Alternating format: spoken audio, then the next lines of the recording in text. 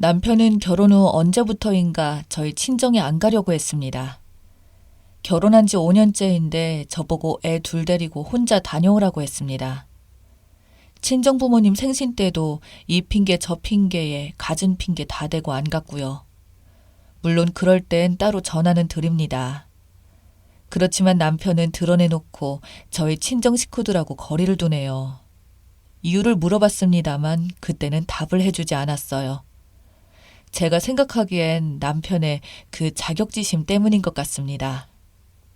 저는 위로 언니 둘이 있고요. 물론 형부도 둘이 있어요. 다름이 아니라 형부들이 돈을 잘 벌고 재테크에도 관심이 많아서 대화하는 내용이 주로 경제와 주식 그리고 부동산 투자에 관한 것이었죠. 비록 저희가 결혼한 지 5년이 넘었지만 언니 둘 다 늦게 결혼한 탓에 큰언니는 4년이 되었고 작은언니는 6년이 되었어요. 그런데 언니들 모두 다 형부 덕분에 매년 자산이 눈에 띄게 증가했습니다. 그래서 남편이 아마 기죽어서 그런가 생각됩니다. 결혼 후 2년쯤에 주식으로 돈을 많이 잃었거든요. 그런데 두 형부들은 주식으로 수익도 잘 얻어 있고 부동산 투자도 잘하고 있어서 그것 때문에 기가 죽어서 그런 거 아닌가도 생각했습니다. 아무리 그래도 친정부모님 생신 때도 안 가고 모처럼 모인 언니들과 형부들과 만나는 자리인데 지멋대로 가기 싫다고 하는 건 이해가 되지 않았습니다. 따로 한번 들리자고 자꾸 물어봤는데 남편은 자꾸 핑계만 대니까 힘들었어요. 처음엔 회사에 갑자기 중요한 일이 생겼다는 둥, 친한 친구가 내려와서 지금 아니면 만날 수 없으니 얼른 보고 가겠다는 둥, 급한 일 좀 잠깐 보고 가겠다고 하면서 이리저리 핑계대길래 정말 그런 줄 알았습니다. 그런데 그게 반복되더라고요.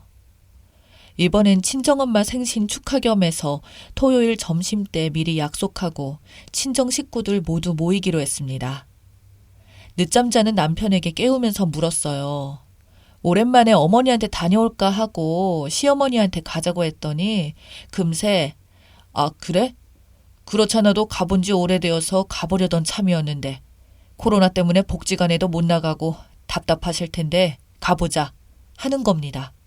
그래서 제가 오늘 피곤하진 않겠어? 가면 저녁 때나 올 텐데 괜찮아?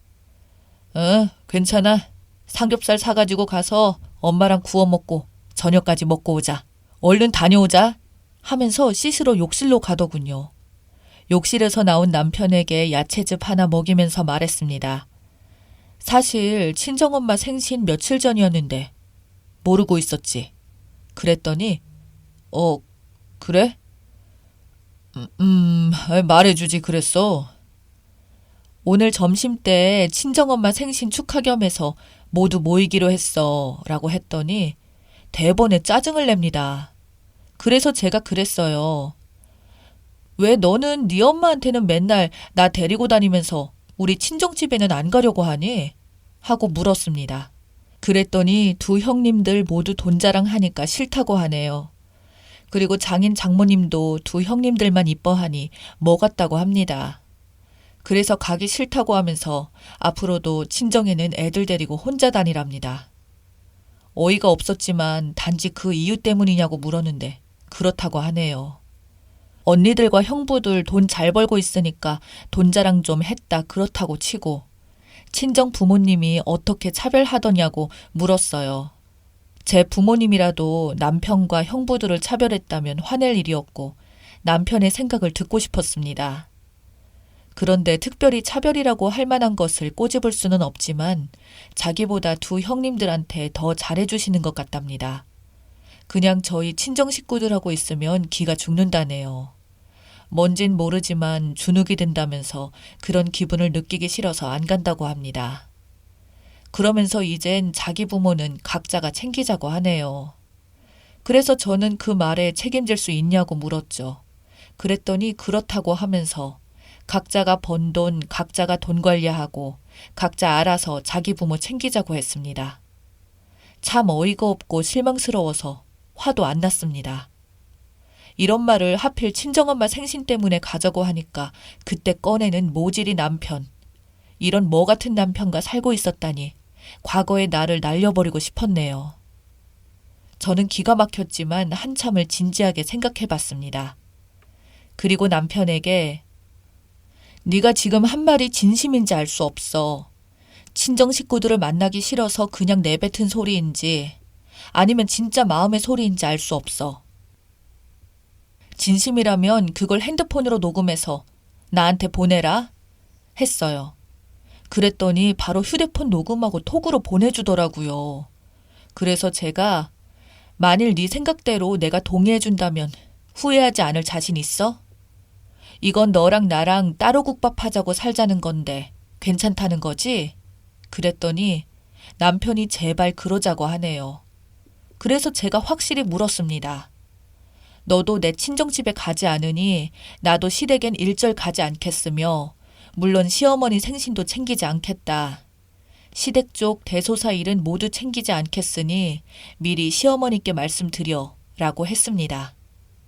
따로 국밥이니 앞으로 밥은 알아서 챙겨 먹고 생활비 공동 지출비는 똑같이 반반 내고 공동 지출비는 생활비 통장해서 자동이체로 바꾸고 육아교육은 내가 전적으로 전담하고 있으니 네가 애들 교육비는 다 부담하고 시어머니에게 생활비로 매달 드린 130만 원은 이제 못 드리니 네가 알아서 해 라고 했어요.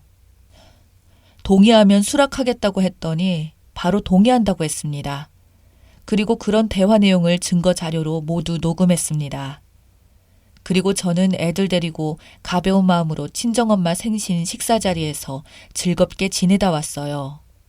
친정 식구들 그동안 눈치챘는지 늘상 안 나타나는 제 남편 소식을 더 이상 궁금해하지 않았고요.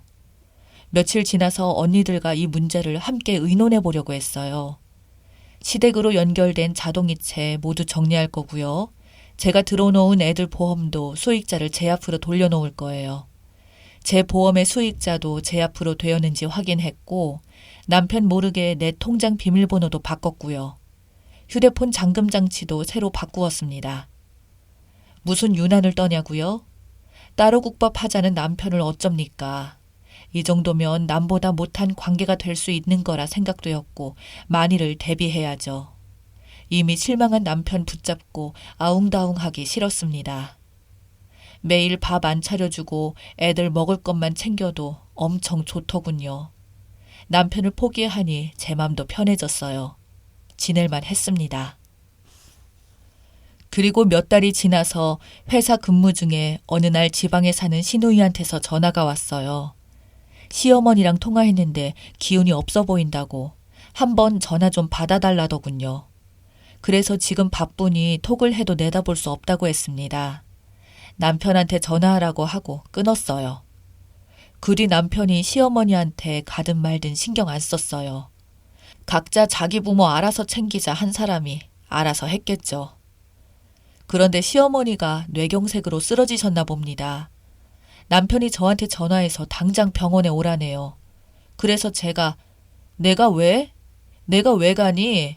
너 참 웃기다. 내 부모가 아니고 네 부모잖아. 했어요. 아니, 지 부모가 쓰러졌으면 아들이 지가 회사에서 뛰어나갈 일이지. 어이없게도 저보고 회사에서 일하다 말고 저보고 가라네요. 각자 자기 부모 알아서 챙기자고 한 말 벌써 잊었냐고 말해주면서 내가 네 부모 쓰러진 걸 왜 너는 안 가면서 나보고 가라고 하니? 알아서 해 라고 했습니다. 솔직히 남편만 아니었으면 시어머니한테 당장 달려갔을 거지만 시어머니가 운이 좀 안 좋으셨던 거죠. 남편은 지금 회사라서 당장 갈 수 없으니 병원에 가봐달라고 부탁했지만 네가 알아서 할 일이다 라고 하며 전화 끊었습니다. 못된 건 시가가 아닙니까? 일이 뭐 중요하다고 지 엄마가 쓰러졌다는데 병원을 못 간다고 한답니까? 그게 좀 미워서 그런 거 아니냐고요? 시누이가 출근해서 근무 중인 거 알면서도 지 오빠한테 먼저 전화하지 않고 올케한테 하는 것도 얄밉네요. 자기네들 필요할 때만 써먹고 조금이라도 불편하면 버리는 자식이 이놈의 남편 놈입니다. 바로 한 달 전에 친정엄마 생일 자리에 남편이 불편하다는 이유로 가기 싫어서 나한테 각자 자기 부모 알아서 챙기자 하면서 따로 국밥 외쳤던 놈이 아쉬운 처지가 되니까 벌써 잊어버린 것 같아요. 퇴근 후에도 저는 바로 집으로 와서 평상시 생활할 거예요.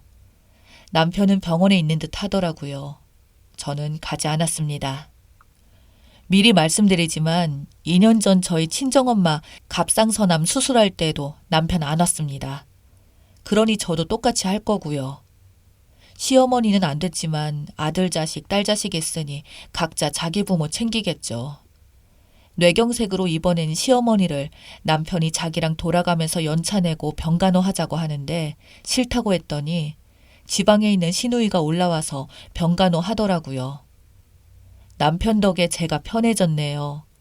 뇌경색 후유증 오면 혼자 살기 어렵다고 하던데 감히 모시고 살자는 말은 안 하네요. 무슨 궁리를 했는지 요양보호사 붙여놓고 알아서 잘 하더라고요. 시누이한테도 남편이 따로국밥 하자고 했다고 말해주었습니다. 남편이 시어머니 병원에 한 번을 안 온다, 저보고 지독하다라고 하더라고요. 그래서 제가 너는 친정엄마 병원에 있을 때 한 번이라도 와본 적이 있었니? 했더니 말을 못하더군요. 너 평생 장애가 있는 네 엄마 모시고 잘 살아라 했습니다. 그리고 집 전세 기간 끝나자마자 친정부모님 집 근처로 이사 왔어요. 남편 짐은 시어머니가 살던 집으로 보냈습니다. 이혼 서류도 함께 보냈고요. 위자료도 전세금과 적금 통장 포기한다는 것과 양육비 지급 조건으로 빠른 합의 이혼하자고 했고요. 남편이 그렇게 싫어하는 친정 식구들하고 매일 함께 살다시피 하고 있습니다. 빨리 이혼하고 개운하게 살고 싶네요. 제가 이혼하자고 하고 이사도 친정집 가까운 데로 가버리고 나니 당장의 뇌경색 후유증으로 장애가 있는 시어머니를 돌볼 사람이 필요한데 아주 난감한 것 같더군요.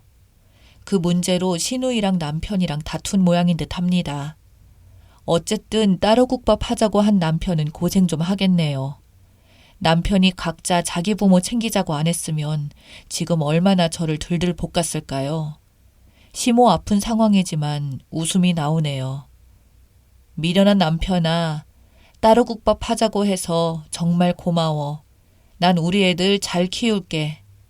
넌 너희 장애인인 엄마 병수발 잘하고 평생 잘 챙겨드려. 혹시 아니? 장애가 있는 시모 병수발 해주며 모시고 살겠다는 미친년이 나타날지.